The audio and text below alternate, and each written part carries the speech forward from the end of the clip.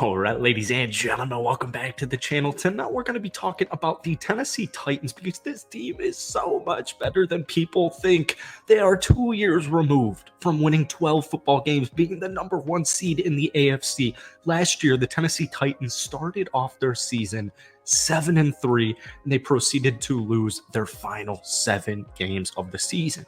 But what people don't understand is the Tennessee Titans last year were literally injured at a historic rate, whether it was the offensive line, whether it was your quarterback Ryan Tannehill, whether it was wide receivers, whether it was your defensive line, whether it was your linebackers, whether it was your defensive back unit, the safety, the cornerback position. You can literally name any position on this Tennessee Titans roster, and they were injured there severely last season. So people saw the DeAndre Hopkins moves, and they're like, what's Tennessee doing? Why are they going out there and getting a DeAndre Hopkins when they're a bad football team? And it's like, well, actually, hold on. With their current roster last season, they were 7-3, and they were still flying under the radar then. So before we get into today's video, if you guys enjoyed, be sure to hit that like button, hit that sub button for daily NFL content. If you guys want more Titans videos, let me know down below in the comments section. Titans fans, I love you guys so much. I had such a blast covering this team last year and this summer. If we could try and get this video to 500 likes, that would mean the world to me. So, here's the thing, man. Tennessee, here... First off, you could mention the name Derrick Henry and you could stop there. Derrick Henry is the best running back in the National Football League, and the offense revolves around him. Now, Ryan Tannehill, at this point in his career, some of the naysayers are saying, he's 35 years old, just turned 35. Probably see some regression there. 13 touchdowns, 6 interceptions last year, hit a QBR of 49.1. The season before that, 21 touchdowns, 14 interceptions when he was fully healthy, threw for almost 4,000 yards. The point is, Ryan Tannehill, as we've seen since he's gotten to Tennessee, does not need to be a Hall of Fame Patrick Mahomes, Jalen Hurts, mobile quarterback. You don't need that in the slightest from Ryan Tannehill. Your offense revolves around Derrick Henry. And I want to say, when we take a look, I want to mention the draft because their first round pick was probably the best offensive tackle in the draft at pick number 11. You go with the QB at pick number 34 in the second round. Third round, you go Tyjae Spears, a running back, and then you don't have a pick until the 5th round and you go tight end. You took a QB in the second round and a running back in the third round. Like, to me, the Titans feel pretty they feel pretty comfortable that they have adequate talent on the offensive side of things, rather. Most of it, to me, next season is going to come down to, simply put, health. Now, you could say that about a lot of football teams in this league. Some players staying healthy are more important than others. Like, I need Ryan Tannehill to be healthy next season. I've been loving what I've been hearing from Malik Willis and Will Levis, but I need Ryan Tannehill healthy because he's 35 years old, and it's not that the window is closing, but they have a Super Bowl caliber roster that people just don't seem to understand. There's no quarterback competition, and we've been hearing good things coming out of training camp that Ryan Tannehill looks really, really good. He says he is healthy. He says he feels young despite entering his age 35 season. He says he looks sharp, feels fresh, feels young, he feels healthy, and that's what you want to hear from your starting quarterback who dealt with a couple of injuries last season.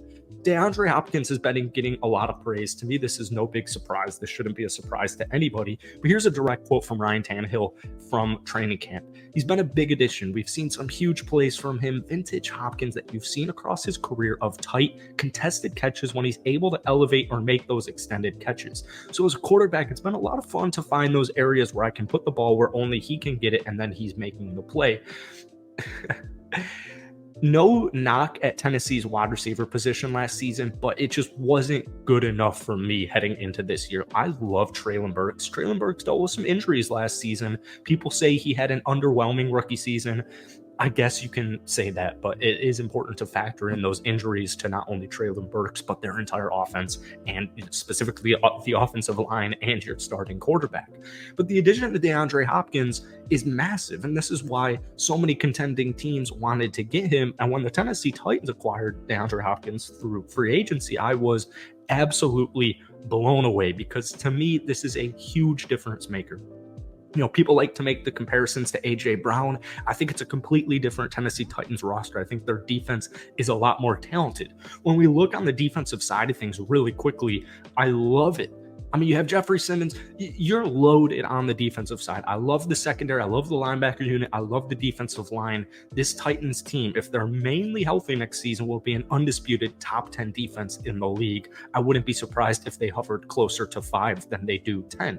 So you have a borderline elite defense. You have a basically really, really good defense. So if your offense can just put points on the board, get touchdowns, Derrick Henry getting double-digit touchdowns, and now you have DeAndre Hopkins, who's a great red zone threat, and you have your healthy Ryan Tannehill at starting quarterback. Offensively, and new additions on the offensive line, and a healthy offensive line, I don't really see the cause for concern. I just don't see any cause for concern. People are already crowning the Jacksonville Jaguars as the AFC champions in the division. The AFC South, it's belonging to Jacksonville. And I'm like, oh, wait, hold on. Tennessee was 7-3 last season, and then the injuries just got too much to carry. And you still have Mike Vrabel as your head coach, who is awesome. Smash mouth football is what Tennessee's offense runs. So I have my red zone threats. I have new addition in DeAndre Hopkins, a huge red zone threat, a huge playmaker, and just a reliable wide receiver one. And I have my boy Derrick Henry. But outside of DeAndre Hopkins, the big reason I loved the move was because of the trickle-down effect. Like I said, I really like Treylon Burks. I also love Nick Westbrook-Ikhine. I think Westbrook-Ikhine had some great games. I'm thinking in my head, the Denver game, I believe that was the game he had 2 touchdowns. Westbrook-Ikhine is a good role player. Treylon Burks is ready for a star sophomore breakout season. It's just, I know he'll be a wide receiver one at some point in his career. I just don't feel comfortable, or I didn't feel comfortable heading into this season with him being my wide receiver one for a hopeful Super Bowl or deep playoff run at least. No disrespect to Treylon Burks, but I wanted that DeAndre Hopkins. I wanted that proven wide receiver one with a championship-esque pedigree as far as just how he is. I mean, this is a Hall of Famer here. He has over 11,000 receiving yards. So you're going to see a big trickle-down effect just in general, because DeAndre Hopkins is going to be getting double teamed. Just the main emphasis for opposing defenses, their eyes are going to be on DeAndre Hopkins. But you can't forget about Derrick Henry. So even just having DeAndre Hopkins is going to make Derrick Henry do better next season. And even just having Derrick Henry, or having both of them, that was confusing. They both complement each other, because if you want to stack the box and prevent the run, well, now I have DeAndre Hopkins and Treylon Burks. But before you had DeAndre Hopkins, you could really just kind of prevent the run and make Tannehill beat you with his arms and these, more younger, inexperienced-esque wide receivers. Okonkwo is one of the most underrated tight ends in this league. Kyle Phillips enters his second season. So receiving, whether it's a wide receiver, the running back room, the tight end room, they have plenty of threats on the offensive side, and they still have Mr. Ryan Tannehill, who is so good at game managing. He makes little mistakes, doesn't throw the ball, doesn't force balls too much, and he just does what he needs to do, and he makes the throws that he needs to make. So altogether, I'm looking at Tennessee, and I'm like, well, they're going to be in the hunt to win the AFC South. In fact, I would probably have them as my favorite to win the AFC South, just because I think they have a little bit more of a polished off roster than Jacksonville does. But nonetheless, Tennessee's future, I think, still does look bright. However, this upcoming season, I would love for them to get double-digit wins, and I think they're going to be really close, if not win double-digit games. So hit that like button, hit that sub button, and if you want more Titans content, let me know down below. But guys, most importantly, give me a win projection on this Titans team down below.